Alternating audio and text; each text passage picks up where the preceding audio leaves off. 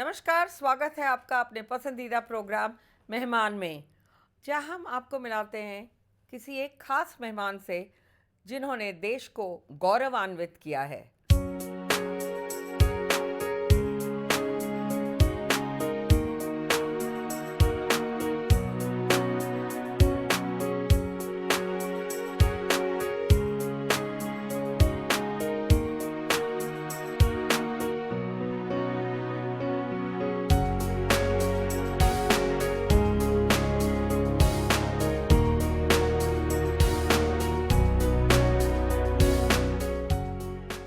आज हमारे साथ जुड़े हैं जाने माने सांसद Brijbhushan Sharan ji, who is also the president of the wrestling federation of India. बहुत स्वागत है आपका sir, for joining us on DD. Thank you. धन्यवाद निधि जी, बहुत बहुत स्वागत है आपका और आपके दूरदर्शन सारे लोगों का। पहले मैं आपसे जानना चाहूँगी सर कि हमें ये समझना है आपसे कि आप कुश्ती के इतिहास को किस तरह परिभाषित करेंगे, क्योंकि ये भारत का प्राचीन इतिहास है। कुश्ती गांव का खेल है जी। और पहले हर त्योहार पर, विशेष करके बसंत पंचमी पर या और त्योहारों पर, हर गांव में इस प्रकार के आयोजन होते थे जिसमें कुश्ती प्रमुख था, कबड्डी था, रस्साकसी था। मतलब एक गांव गांव का खेल था, घर घर का खेल था। सांप भी कुश्ती करते हैं एक तरह से देखा जाए, श्री कृष्ण ने की, सुग्रीव ने की। और जहाँ तक जो हमारे देश के अंदर है, ये हमारे पहलवान सबसे पहले हनुमान जी का नाम लेकर के ही कुश्ती को शुरू करते हैं। ये हनुमान जी के उपासक हैं। और जहाँ तक कुश्ती का जो इतिहास है, जैसे बाली और सुग्रीव का मल्ल युद्ध हुआ था, और अगर उस काल से हम देखते चले आए तो चाहे द्वापर हो चाहे त्रेता हो, हर युग में कुश्ती की परंपरा रही है। और ये गांव की बनावट अगर आप देखें, गांव की जो बनावट देखें, तो ये जो अखाड़े थे, अखाड़े का जो निर्माण हुआ, जैसे साधुशाही परंपरा में भी अखाड़े का निर्माण हुआ, गुरु गोविंद साहब जी ने किया, तो ये कुश्ती एक माध्यम था। और ये एक गांव की सेना आप कह लो या प्रदेश की सेना आप कह लो, ये एक सेना होती थी, ताकतवर लोगों की एक सेना होती थी। और ताकत की पहचान थी कुश्ती। कुश्ती जैसे गांव में कोई झगड़ा होता था और मामला तय नहीं होता था तो कहते पहलवान आ गए हैं, अब ये मामला तय हो जाएगा। या कोई किसी गांव से दूसरे गांव से हो गया तो पहलवान को बुलाओ। तो ये हमारे देश में ये घर घर में ये कुश्ती की परंपरा थी। और इसका इतिहास जो है किसी काल में ब्रेक नहीं होता है, चाहे अंग्रेज़ों का शासन रहा हो, चाहे मुग़लों का शासन रहा हो, चाहे पहले हमारा शासन रहा हो, शिवाजी महाराज, महाराणा प्रताप, कुछ कहीं भी उठा करके देख लीजिए तो आपको कुश्ती का जिक्र मिलेगा। और कुश्ती हमारे गांव गांव का, घर घर का खेल था। बिल्कुल। And as you rightly said, now wrestling has taken a different shape in India. वो जुनून, वो प्लेयर्स का, और खेलो इंडिया से बहुत माननीय प्रधानमंत्री ने जो खेलो इंडिया पे इन्वेस्ट किया है, उससे it's been raining gold in India, to be very frank. पर अगर खिलाड़ियों की बात करें तो 1.52 बिलियन पॉपुलेशन, और इन बिलियंस में भी कई बार मेडल लाना संभव नहीं होता। ऐसा क्यों है कि इतने कम मेडल्स आते हैं कुश्ती की अगर बात की जाए? देखिए, पहले कुश्ती होती थी मिट्टी पर, जी। और ये कुश्ती आ गई गद्दे पर। और कह लीजिए कि देश इस बात के लिए तैयार नहीं था। ये तो गुरु हनुमान एक अखाड़ा है, बड़ा प्रसिद्ध अखाड़ा है। एक समय ये था कि हिंदुस्तान के सारी की सारी टीम गुरु हनुमान के अखाड़े से ही सेलेक्ट होकर के जाती थी। तो उस समय मैट नहीं थे और रुझान भी नहीं थी। गांव में कुश्ती होते थे, बड़े बड़े पहलवान थे, लेकिन वो जैसे कंपटीशन कोई ऑर्गेनाइज होता है तो उसमें नहीं जाना चाहते थे। लेकिन इसको कह लीजिए कि प्रोफेशनल तरीका अगर किसी ने इस देश के अंदर दिया तो गुरु हनुमान ने दिया। एक समय था, ये जितने भी पहलवान आपके हैं, चाहे सतपाल हो, चाहे करतार हो, चाहे राज सिंह हो, उस समय के जितने भी पहलवान हैं, लगभग सारी टीम गुरु हनुमान के अखाड़े से चुन करके ही जाती थी। उस समय उनके पास भी मैट नहीं था, मिट्टी थी, मिट्टी पर, लेकिन मिट्टी में बाद दंगल होता था। हाँ मिट्टी पर होती थी, तो बाद में ले दे करके एक मैट की व्यवस्था हुई। लेकिन आज की जो परिस्थिति है, आज की परिस्थिति बदल चुकी है। जैसे आज के कुछ दिन पहले मैट नहीं होते थे, अब गवर्नमेंट ने भी सपोर्ट किया, हम लोगों ने भी बहुत मैट बांटे हैं। अब आज हर प्रदेश में कह लीजिए कि मैट की सुविधा है। और जो आपका ये सवाल था कि इतने बड़े देश में 130 करोड़ हमारी पॉपुलेशन है और फिर भी हमारे 1-2 मेडल, तो अभी इसका दोष किसी को नहीं दिया जा सकता है कि किसी एक के जिम्मे ये दोष दिया जाए। लेकिन कहीं ना कहीं उदासीनता रही है, और खिलाड़ी स्वयं जो है वो अपने नाम के लिए करते थे। लेकिन इसका महत्व जब समझा लोगों ने कि एशिया में मेडल आना शुरू हुआ या वर्ल्ड लड़ना शुरू हुआ, पहले एक हमारा ख्वाब था, हमारे रेसलर का एक ख्वाब होता था कि मैं किसी तरीके से इंटरनेशनल बन जाऊं, मतलब हवाई जहाज़ पर बैठ जाऊं। वो कहते थे, उनका कहता है बस मैं एक बार इंटरनेशनल बन जाऊं। लेकिन केडी जाधव ने 1952 में पहला मेडल उनको ब्रांज मिला था, और उसके बाद बहुत समय लग गया। फिर 2008 में सुशील को मेडल मिला, और उसके बाद से तो कोई ओलंपिक खाली नहीं गया कि जिसमें हमारा मेडल ना रहा हो। और जो हमारी सोच थी पहले, वो हमारी सोच थी कि हम इंटरनेशनल पहलवान बन जाएं, भूख नहीं थी।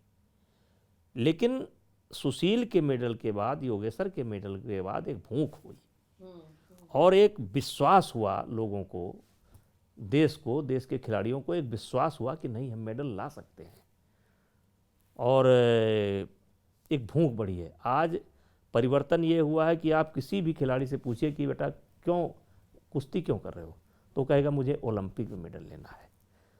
तो आज ये भारत की सोच बदली है। पहले सोच क्या थी कि हवाई जहाज़ पर बैठ जाऊं, मतलब इंटरनेशनल बन जाऊं, और आज क्या सोच हो गई है कि ओलंपिक से मेडल लाऊं।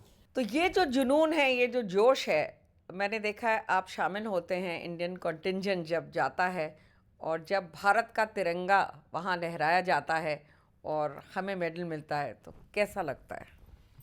हमारा तो ये सवाल सुन करके आंख में आंसू अभी आ गया। तो जब इस सवाल से मेरे आंख में आंसू आ गया, तो आप सोचिए कि उस समय मेरा क्या होता है। मैं जब भी टूर्नामेंट में जाता हूँ, नेशनल हो या इंटरनेशनल हो, मैं कभी कुछ नहीं देखता हूँ, केवल अपने बच्चों की कुश्ती देखता हूँ या कुछ अन्य कुश्तियाँ देखता हूँ, अपने बच्चों से मिलता हूँ। जिस समय तिरंगा लहराता है, उस समय मतलब कोई अपने आप को रोक नहीं पाता, और वो अद्भुत दृश्य होता है। और मैं तो जब मेरा रेसलर लड़ता है, तो उसके जीतने पर भी मेरे आंसू निकल जाते हैं और हारने पर भी आंसू निकल जाते हैं। मैं तो केवल रोने के लिए जाता हूँ वहाँ।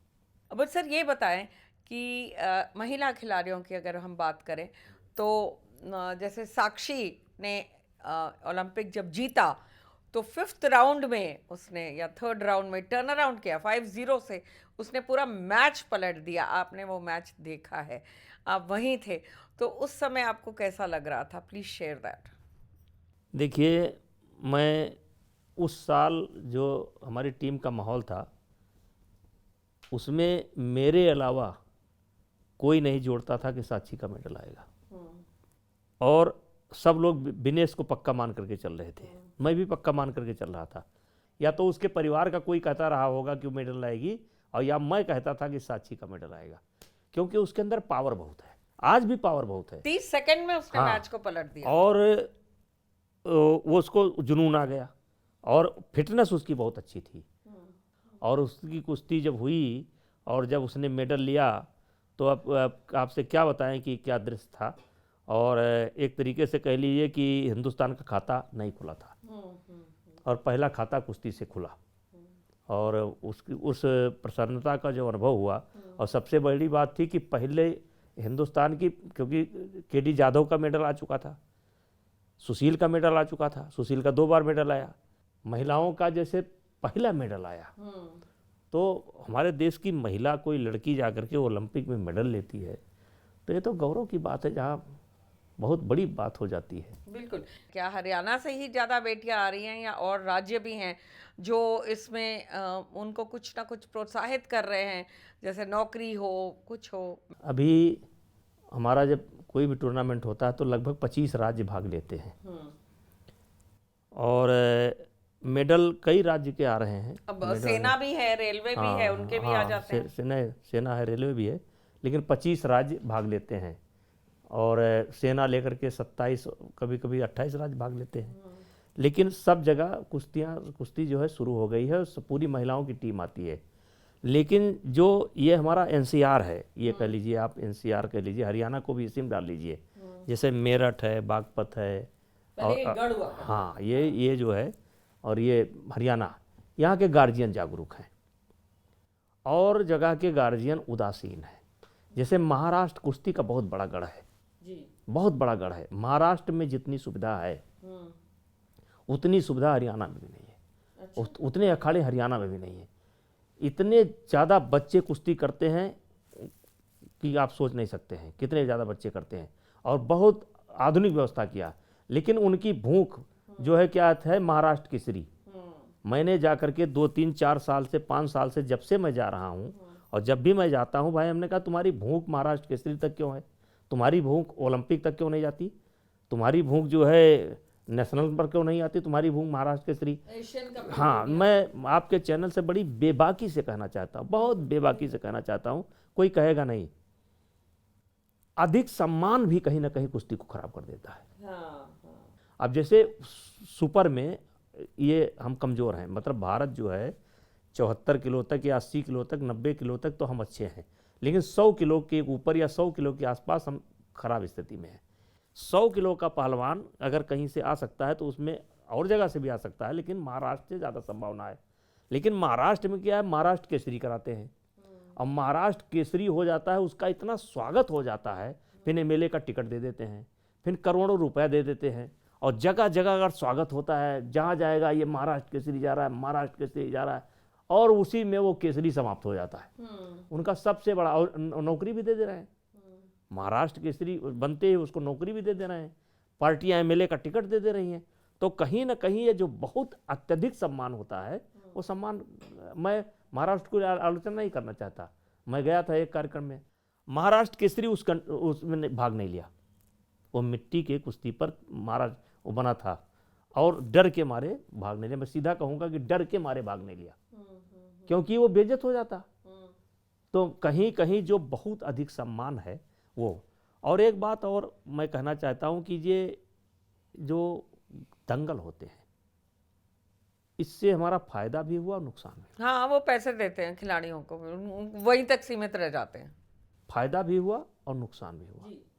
अब आप समझ लीजिए कि हमारे देश में जो मिट्टी की कुश्ती लड़ते हैं, कुछ ऐसे खिलाड़ी हैं जो अब तक 20-20 ट्रैक्टर इनाम में जीत चुके हैं, 20 ट्रैक्टर जीत चुके हैं, 5 घोड़ी जीत चुके हैं, 20 बुलेट जीत चुके हैं, 20 बुलेट जीत चुके हैं, मोटरसाइकिल जीत चुके हैं।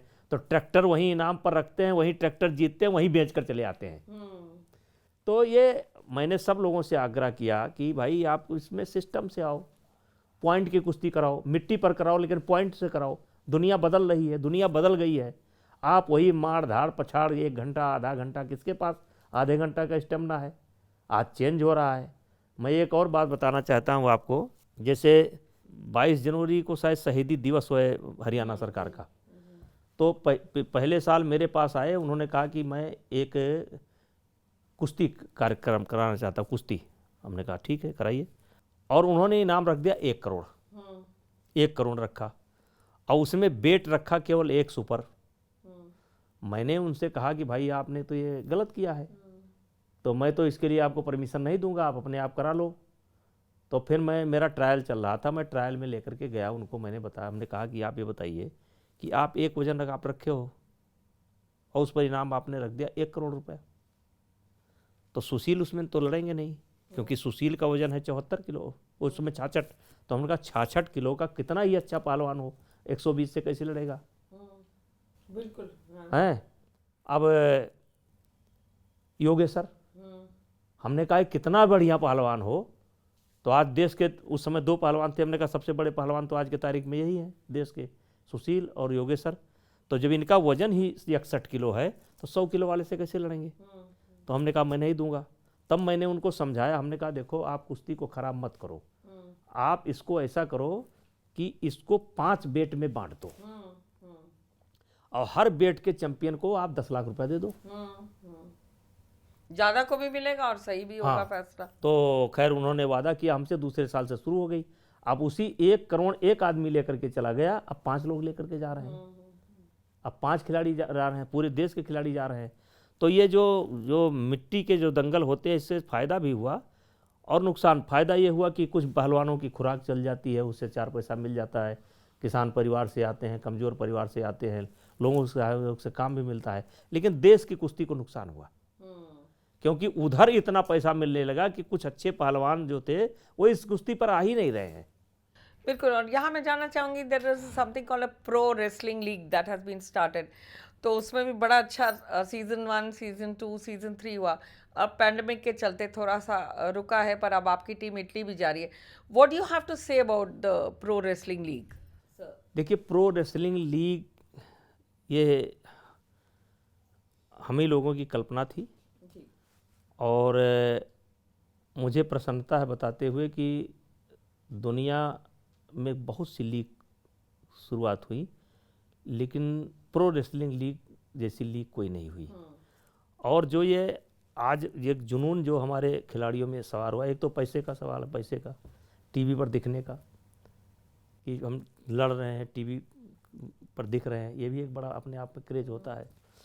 दूसरा जो सबसे बड़ा कि मैंने इस लीग के अंदर वर्ल्ड चैंपियन बुलाए, वर्ल्ड मेडलिस्ट, ओलंपिक मेडलिस्ट।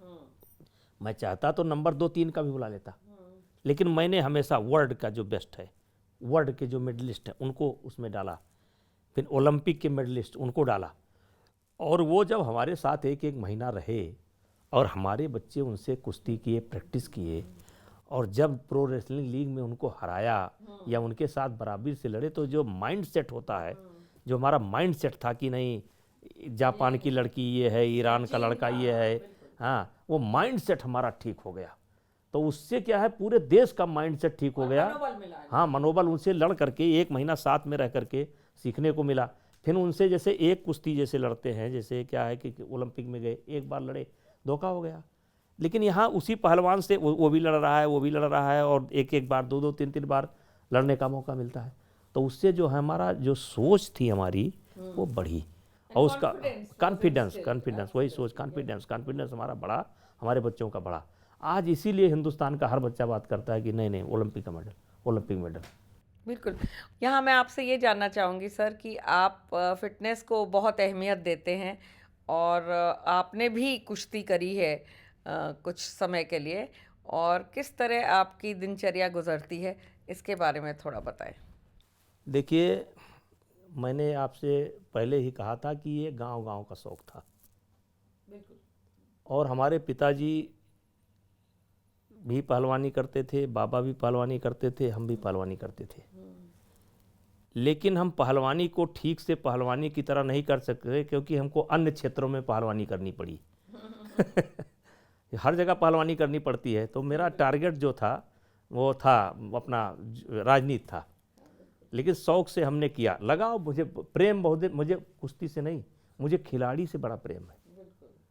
आप ये जान लीजिए कि आज भी कुश्ती के अलावा कई खिलाड़ी हैं जिनको मैं स्पॉन्सर करता हूँ, बैडमिंटन को भी करता हूँ, क्रिकेट, हाँ, कई खिलाड़ियों, मुझे खिलाड़ियों से बड़ा प्रेम है।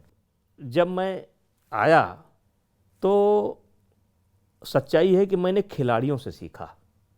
एक्सरसाइज तो मैं करता था, पहले से करता था, अच्छा करता था, लेकिन जब मैं आया और जब खिलाड़ियों के उसमें आया और फिर जब दुनिया घूमने का मौका लगा, तो मैं और व्यवस्थित हो गया। और मैं जैसे अलग से मैं ना हनुमान जी की पूजा कर पाता हूँ, ना शंकर जी की पूजा कर पाता हूँ, हाथ जोड़ लेता हूँ।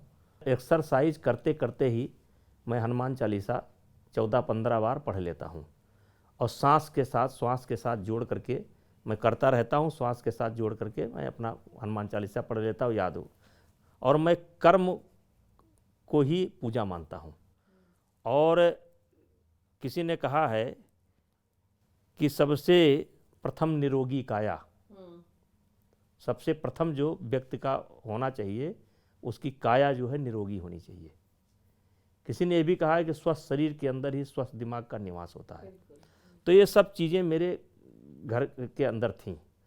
और अगर आज मैं आपके सामने बैठा हूँ तो उसमें स्वस्थ होने के कारण ही बैठा हूँ। मेरे ऊपर एक अटैक हुआ था, पहली गोली यहाँ लगी थी, दूसरी गोली यहाँ लगी, तीसरी गोली यहाँ लगी, चौथी गोली यहाँ लगी। 4 गोली लगने के बाद भी मैं आधा किलोमीटर दौड़ करके एक चलते हुए ट्रक पर लचक करके गया पुलिस स्टेशन से लौट करके आया, फिर अपने साथियों को लिया, फिर लेकर के गया। कहने का मतलब अगर मैं स्वस्थ ना होता तो उसी दिन निपट जाता। और मेरे जीवन में कई मौके ऐसे आए हैं कि अगर मैं बैठा हूँ तो जो एक्सरसाइज के कारण बैठा हूँ, फिटनेस के कारण बैठा हूँ। और इसीलिए मैं कहीं भी रहूँ, दुनिया में कहीं भी रहूँ या जो रहूँ, तो मैं मतलब एक्सरसाइज से जुड़ा जरूर रहता। और दूसरे मेरे फॉलोअर बहुत हैं। मेरे क्षेत्र में मुझको लोग फॉलो करते हैं कि नेताजी कैसे रहते हैं, कब सोते हैं, कब पढ़ते हैं, क्या खाते हैं, कब एक्सरसाइज करते हैं। तो मैं अपने लिए कम करता हूँ, अपने फॉलोअर के लिए ज़्यादा करता हूँ कि जिससे वो अच्छी चीज़ें सीखें। और मैं आपके माध्यम से कहना चाहता हूँ, हर आदमी को से कहना चाहता हूँ कि भगवान के लिए जो है 1 घंटा समय निकालिए, अपने लिए निकालिए, अपने बच्चों के लिए निकालिए। हम लोग बाहर जाते हैं, देखते हैं एक माँ गाड़ी पर बैठा करके अपने बच्चे को लेकर के आती है ग्राउंड में, चाहे टेनिस के ग्राउंड में लाती हो, चाहे जो है बैडमिंटन ग्राउंड में लाती हो। फिर वो माँ भी कुछ करती है, बच्चा खेलता है, फिर तौलिया से उसका शरीर पोंछती है, उसको नहलाती है, गाड़ी पर बैठाती है, लेकर के जाती है। तो ये हम क्यों नहीं कर सकते? तो ये गार्जियन को करना चाहिए। और मुझे तो बहुत खुशी है कि हमारे मेरठ में ये गढ़ है, हमारा मेरठ एनसीआर, ये हरियाणा और ये मेरठ एक है। ये व्यवस्था के नाते वो हरियाणा है, ये मेरठ है, लेकिन एनसीआर, यहाँ की मिट्टी एक है, यहाँ का पानी एक है, यहाँ का अनाज एक है। और मैं तो आपके चैनल के माध्यम से मुख्यमंत्री जी को धन्यवाद देना चाहता हूँ कि उन्होंने मेरठ में एक जो स्पोर्ट्स यूनिवर्सिटी की घोषित किया है। और निश्चित वो स्पोर्ट्स यूनिवर्सिटी जो घोषित किया है, और साथ ही साथ ये मेरा ही विजन था। और साथ ही साथ मैं उनको धन्यवाद देना चाहता हूँ कि एक हर गांव में ओपन जिम की व्यवस्था उन्होंने किया है। उत्तर प्रदेश के हर गांव में ओपन जिम और ग्राउंड की व्यवस्था किया है। Of course, this is going to give a catalyzed effect to sports in India. और चलते चलते ये भी आपसे जानना चाहूँगी सर कि आप सांसद भी हैं, और अगर केसरगंज की बात की जाए तो आप 2,61,000 से जीते थे। तो आप उस जीत का श्रेय मोदी जी की लहर को देंगे, अपने काम को देंगे, और किस किस को देंगे सर? देखिए, मेरे बारे में एक कहावत है कि हमको नेताजी कहते हैं, और नेताजी मुझे विद्यार्थी जीवन से कहते हैं, मैं छात्र नेता भी रहा हूँ। मेरे बारे में एक कहावत है कि नेताजी, जब चुनाव शुरू होता है तो नेताजी अपना चुनाव लड़ लेते हैं, उसके पहले चुनाव लड़ लेते हैं। और मैं अपने क्षेत्र से इतना व्यस्त होने के बाद भी मैं अपने क्षेत्र से इतना कनेक्ट रहता हूँ, इतना जुड़ा रहता हूँ कि अगर मैं सुख में ना पहुँचूँ तो कोई बात नहीं है, लेकिन दुख में ज़रूर पहुँचता हूँ। और दुख में मैं अपने विरोधियों के यहाँ पे पहुँचता हूँ। मैं हिंदू मुसलमान का कोई भेद नहीं करता, मैं हिंदू मुसलमान का कोई भेद नहीं करता, वोट दें या ना दें, लेकिन मेरे मुस्लिम फॉलोअर भी हैं। तो मेरे बारे में ये कहा जाता है कि लोग चुनाव के समय चुनाव लड़ते हैं, नेताजी चुनाव जो है 12 मास हमेशा लड़ते हैं। और एक बात और मैं कहना चाहता हूँ आपके चैनल, 6 बजे के बाद कैनवसिंग भी नहीं करते, अगर मुझे पता है। वही मैं 6 बजे के बाद, मैं जो है 6 बार मैं चुनाव जीता, एक बार मेरी पत्नी चुनाव जीती, बेटा विधायक है और राजनीति में सक्रिय हूँ। मैं कभी 6 बजे के बाद चुनाव प्रचार नहीं किया, जबकि ज़्यादातर नेताओं के प्रोग्राम 7 बजे, 8 बजे, 9 बजे, 10 बजे, 11 बजे। हमने कहा भैया, जब 5 बजे जाएंगे तो वोट नहीं देगा, 6 बजे के बाद जाएंगे तो वोट देगा। ये वोट 5 और 6 बजे पर नहीं मिलता है, ये मिलता है, उसमें कई चीज़ जुड़ती है कि आपका 5 साल व्यवहार कैसा रहा, या आपके अब तक का व्यवहार कैसा रहा, आप अपने दरवाजे पर स्वागत कैसे करते हैं, कमज़ोर आदमी को आप किस प्रकार से ट्रीट करते हैं, उनकी क्या व्यवस्था करते हैं, अमीर गरीब में भेद करते हैं। राजनीति में कई चीज़ चलती हैं, तो ये जो मूल्यांकन करती है जनता उस आधार पर। और मैं कहने में हर दिन भाई 6 बजे के बाद प्रचार नहीं करता, मैं 7:30 बजे भोजन कर लेता हूँ, 10 बजे सो जाता हूँ। और इसी के साथ बहुत बहुत धन्यवाद सर हमारे साथ जुड़ने के लिए, और हम उम्मीद करते और दुआ करते हैं कि देश में कुश्ती का आने वाला कल रोशन हो, महफूज हो और खूब मेडल इंडिया को आए। आप कुछ कहना चाहेंगे अपनी देखिए टीम से? मैडम, 2012 में हमारे 2 मेडल आए थे। पिछले ओलंपिक का रिजल्ट से हम संतुष्ट नहीं हैं, जबकि हमारे 3 मेडल उसमें होने चाहिए थे, लेकिन कंट्रोवर्सी हो गई, छोड़िए, समय चला गया। लेकिन आपके दूरदर्शन के माध्यम से निधि जी मैं आपको आश्वासन देना चाहता हूं और देश के लोगों को आश्वासन देना चाहता हूं कि इस बार केवल कुश्ती से 4 मेडल आएगा, 4 मेडल आएगा, सारे रिकॉर्ड टूटेंगे, 4 मेडल आएंगे। And on that pragmatic note, many thanks for joining us. बहुत बहुत धन्यवाद निधि, बहुत बहुत धन्यवाद जी। तो ये थे हमारे साथ आज के खास मेहमान बृजभूषण शरण जी, सांसद and the president of the wrestling federation of India. आप देखते रहिए प्रोग्राम मेहमान दूरदर्शन पे।